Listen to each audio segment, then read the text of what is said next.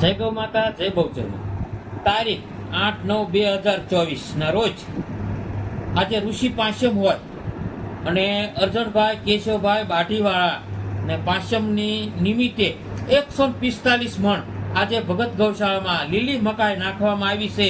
તો માતાજી એને ગૌલોકમાં વાસ આપે અને ઋષિ પાંચમનું દાન છે. ગૌ માતા ઘાસચારો ખાય, માતાજી એને ગૌલોકમાં વાસ થાય એવા ઘનશ્યામભાઈ ઓતારિયાને, અમારે સવાઈનગર વાળા દેવજી દાદાને, બધાને એવા આશીર્વાદ છે કે માતાજી એને તંદુરસ્તી આપે અને જીવે ત્યાં સુધી ભગવતી ઘનશ્યામભાઈ બાટીવાળાને અને સૌજી દેવજી દાદાને એ બધાને એવા સરસ સત્કાર્યો કરાવે અને જ્યાં પગ મૂકે ના એને જ મળે એવા અમારા ભગતના આશીર્વાદ છે. જય માતાજી.